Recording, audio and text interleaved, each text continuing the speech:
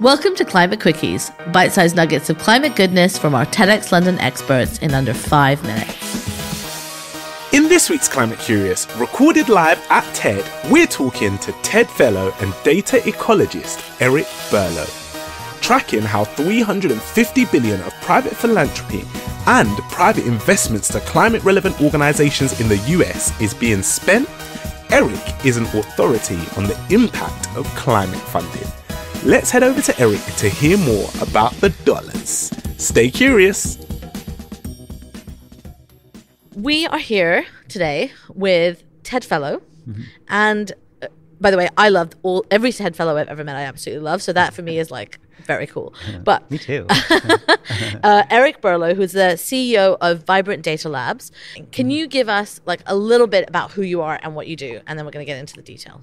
Yeah, sure. My background is actually in ecology and complex systems. I used to do a lot of work on understanding nature as a complex system, and then also more empirical work of trying to use big data for conservation. I ran an institute in Yosemite National Park for a few years, and a lot of that was just around how to leverage data to make decisions on how to protect endangered species. Yeah, and then I was a TED Fellow actually 2010, so early days of the program.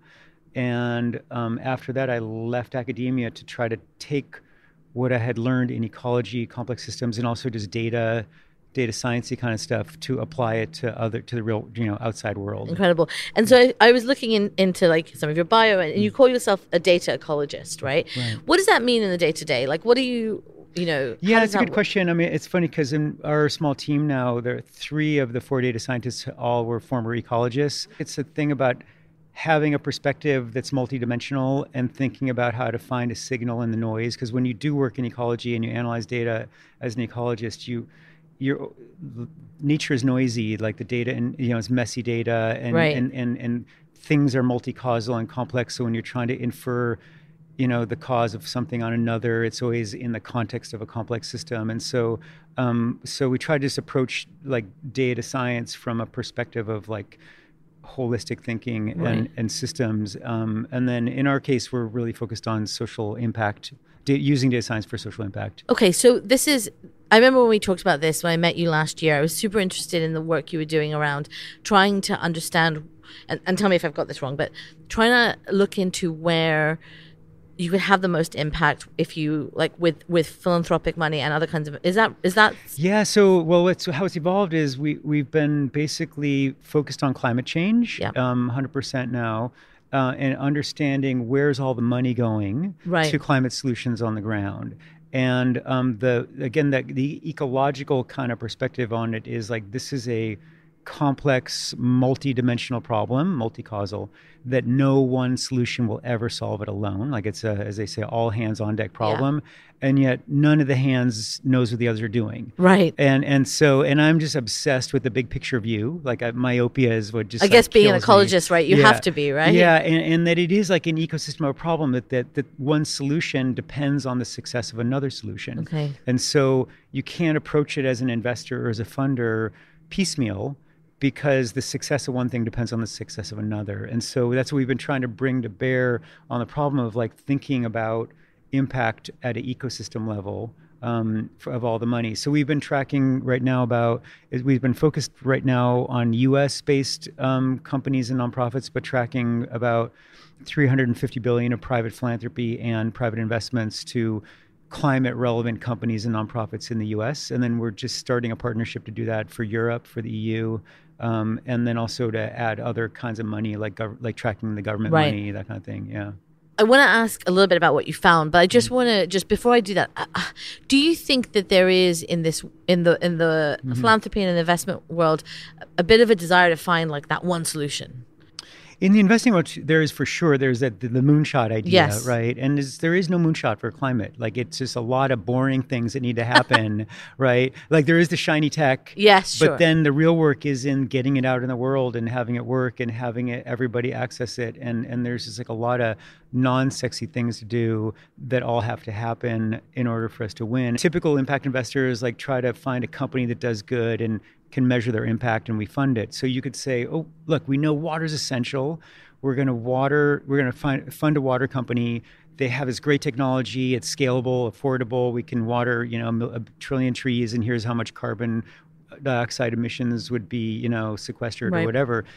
But if only you did that, it will die because it also needs sun and nitrogen and phosphorus. In fact, it could have sun and water and nitrogen, and if there's no phosphorus, it'll die, if any one of those things.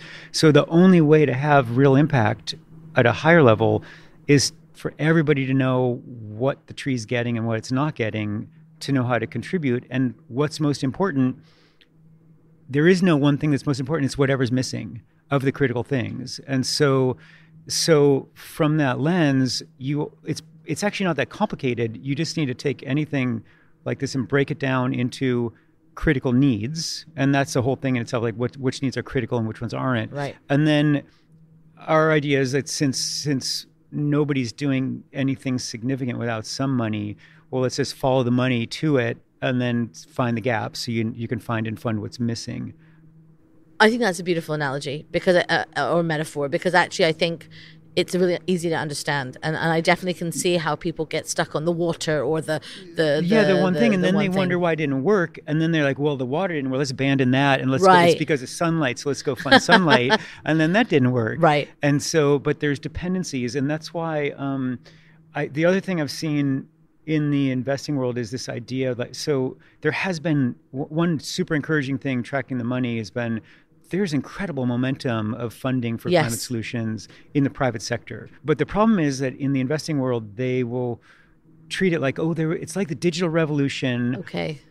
But now this is the climate revolution. Right. But it's different.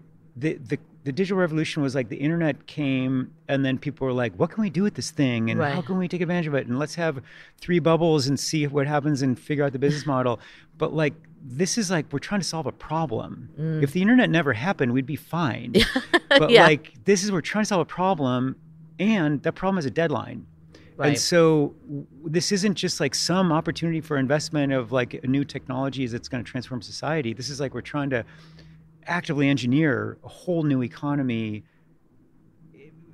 for an existential problem that has a deadline. And just to see if I'm understanding this correctly, is part of the issue then if you take the same kind of thinking as investing in, let's say, tech, in tech you're always looking for the one Instagram or the Facebook killer app. There's no killer app. There is none of that here, right? Yeah. Like you actually want 25 Instagrams because they all need to do lots of different things. Right, exactly. Yeah, and so that's what we've been working with some really great impact first funders and investors. The idea is like we need many solutions to win, and so let's try all these different ways to make sure that as many of these investments win. The typical VC strategy is to say, 9 out of 10 will fail, so let's just push all of them to make as much money as possible, so that with the one that becomes the winner saves the rest of the of the portfolio.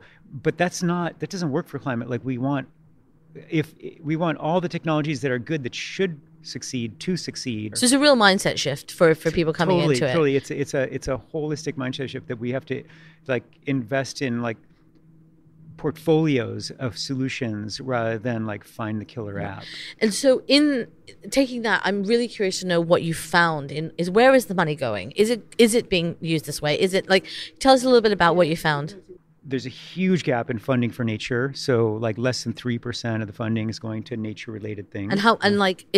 Can you say like how much should be going to something like nature? And so we're trying to, for each little area, break it down into critical dependencies and then identify like, oh my God, like if you fill this gap, all of this money already invested in like electric vehicles or whatever, suddenly the success of that gets unlocked if you invest in this one area. Right. And then that area may be a gap because it's not really ripe for the market or something. So that's where we're trying to break the silos between government, philanthropy, and et cetera, to say, okay, well, maybe this needs philanthropic capital to de-risk it and then make it better for the market to come in or not. In some problems, maybe it never will be a market that is not profitable to solve. And so that means that money should go here. Right. Money, but if we were looking at government grants, for example, in theory, government grants should be de-risking areas or going to areas that just don't have like a market to them. Are people receptive to this? Do you think like in the work that you're doing, do philanthropists and other institutions see this as a real tool that they can use? Yeah, so the public climate finance tracker, which is at climatefinancetracker.com, is just to make the data transparent and visible. That's the public manifestation of our work. But then we'll take the same data to work with individual funders to help give them more confidence on where the money should go. I really look forward to like having you back maybe in like a year or so to see kind of if people have adopted this and how it's been done, because actually understanding where the money goes and how it can be used effectively is such an important part of this. Because if we invest, as you said, just in one area, we don't have time to fail. Like we have to solve this on the first try. That's my take. Thank you so much. That was brilliant. I'm so glad we got to That was fun. Thanks for listening to this quickie. This episode was created by our superstar podcast team at TEDxLondon. Until next time, Stay curious.